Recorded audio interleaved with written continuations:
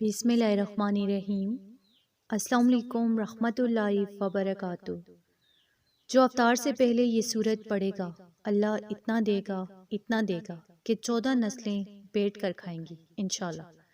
ناظرین، رمضان المبارک میں افطاری سے پہلے جو یہ سورت پڑھے گا اللہ اتنا دے گا کہ انشاءاللہ جو آپ کے وہم و گمان سے بڑھ کر ہوگا۔ تو یہ قرآن کی چھوٹی سی سورت ہے، یعنی چھوٹی صورتوں میں سے ہے۔ ابھی سے ہی عصر کے بعد اس کو پڑھنا شروع کریں، یعنی آپ جو بھی کام کریں چلتے پھرتے اس سورت کو پڑھیں۔ اپنے مقصد کو ذہن میں رکھ کر پڑھیں۔ جس مقصد کے لیے، جس حاجت کے لیے پڑھیں گے وہ مقصد، وہ حاجت پوری ہوگی۔ خاص طور پر رزق کے لیے، دولت کے لیے اگر آپ اس کو پڑھیں گے تو انشاءاللہ آپ کو اتنا رزق ملے گا کہ آپ لینے کے بجائے دینے والے بن جائیں گے۔ اس سورت کو پڑھنے سے اتنی نیکیاں، اتنا اجر ملتا ہے کہ نامہ اعمال نیکیوں سے بڑھ جاتا ہے۔ یہ سورت نیکیوں کو بڑھاتی ہے، گناہوں کو ختم کرتی ہے۔ اللہ عز و جل اس سورت کے پڑھنے والے انسان کے غموں کو راحت میں تبدیل کر دیتے ہیں۔ جو یہ سورت پڑھتا ہے اس کے ہر کام میں، ہر معاملات میں برکت ہی برکت ہوتی ہے۔ اس کی زندگی میں برکت ہوتی ہے، یعنی اس کی عمر جو ہے بڑھا دی جاتی ہے۔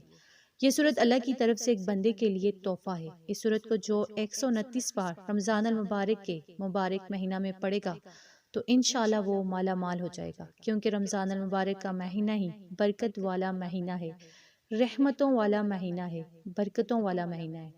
تو یہ سورت سورہ کوثر ہے۔ 129 بار اس سورت کو پڑھنے کی بہت زیادہ فضیلت ہے۔